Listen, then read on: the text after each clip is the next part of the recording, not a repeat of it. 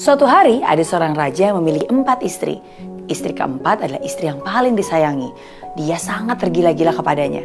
Sang raja selalu menghiasi istri keempatnya dengan pakaian yang anggun, perhiasan yang mahal, dan menghidangkan makanan yang paling enak dan memperlakukannya dengan pelayanan terbaik.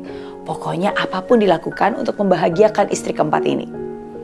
Istri ketiga juga sangat disayang dan dimanja. Bahkan kerap kali dia memamerkan ke kerajaan tetangga. Walaupun sang raja kadang merasa takut bahwa suatu hari istrinya ini gak setia dan akan meninggalkan dia, berpaling kepada yang lain. Istri kedua pun memiliki tempat yang khusus di hatinya. Kepadanya lah sang raja sering mencurahkan isi hati dan mengadukan masalah-masalah pelik yang dihadapinya.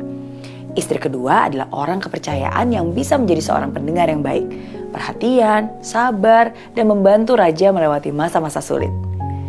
Berbeda dengan istri kedua, ketiga, dan keempat, istri pertama sebenarnya adalah wanita yang sangat setia. Sesungguhnya dia yang sangat berjasa karena dialah yang dari sejak awal membantu sang raja sampai sang raja bisa berada di posisi sekarang ini. Namun sayangnya dia jarang diperhatikan. Sang raja tidak lagi mencintai dan bahkan selalu menghiraukannya. Suatu hari sang raja jatuh sakit dan dia tahu umurnya gak lama lagi. Karena dia gak mau sendiri di alam baka nanti, dia pun meminta istri tercinta untuk menemaninya.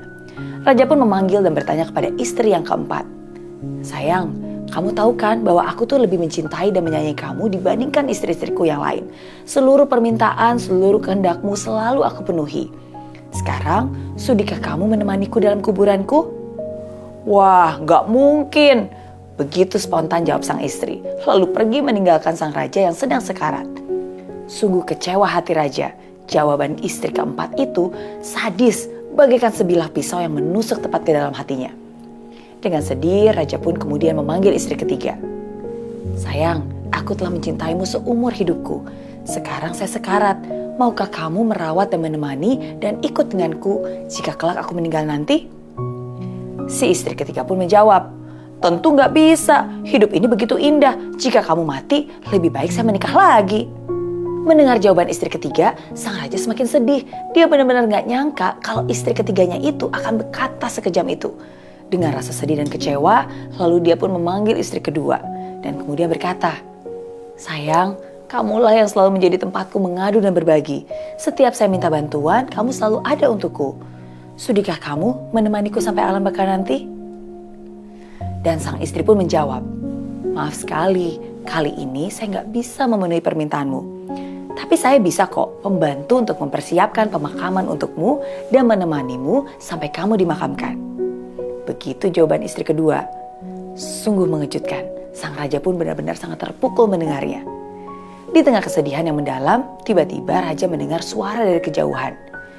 Saya yang akan menemanimu. Saya akan setia mengikutimu dan menemanimu kemanapun kamu pergi. Sang raja pun memandang kepada pemilik suara. Ya, dia adalah istri pertamanya. Wanita kurus kering yang merana karena ditelantarkan dan disia-siakan oleh suaminya sendiri. Dengan nada penuh penyesalan dan duka, sang raja pun berkata, maafkan aku sangat menyesal. Seharusnya dulu aku memperlakukanmu secara adil, merawatmu lebih baik ketika aku punya kesempatan. Tidak lama kemudian, sang raja pun menghembuskan nafas terakhirnya. Dari kisah tadi, kita bisa belajar, sebenarnya kita semua memiliki 4 istri dalam kehidupan kita. Istri yang keempat adalah tubuh kita sendiri. Kadang kita terlalu mencintai fisik kita, memberikan pakaian yang terbaik, perhiasan, kosmetik, dan tanpa kita sadar bahwa semua itu hanyalah sementara. Kegagahan, kecantikan, dan keindahan fisik itu akan pergi begitu kita meninggal dunia. Istri yang ketiga adalah harta benda, status, dan kekayaan yang kita miliki.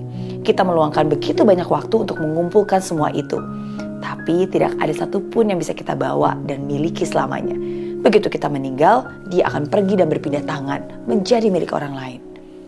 Istri yang kedua adalah keluarga dan sahabat, orang-orang terdekat kita, yang kita percaya dan selalu ada untuk kita. Tapi gak peduli seberapa setia dan seberapa lama kita hidup dengan mereka, yang paling mereka bisa lakukan hanyalah menghantarkan jenazah kita sampai ke liang kubur. Dan istri pertama kita adalah jiwa kita. Kadang kita sering mengabaikannya karena terlalu sibuk mengejar harta, mengejar kekuasaan, kesenangan duniawi. Padahal jiwa kita, our soul, adalah satu-satunya hal yang akan bersama kita kemanapun kita pergi. Bahkan ketika kita nanti harus meninggalkan dunia ini. Dia tidak pernah berkhianat walaupun ia sering kita hianati. Ia tidak akan pergi walaupun kita sering mengabaikannya. Jagalah tubuhmu, nikmatilah hasil kerja kerasmu, luangkanlah waktu bersama keluarga, sahabat, dan mereka mencintaimu. Tapi jangan pernah lupa untuk merawat hatimu. Jangan pernah lupa untuk memberi makan jiwamu. Berdoa, bersyukur, nikmati kesendirianmu bersamanya. Luangkan waktu untuk dia, karena hanya dialah teman sejatimu di dunia dan di akhirat nanti.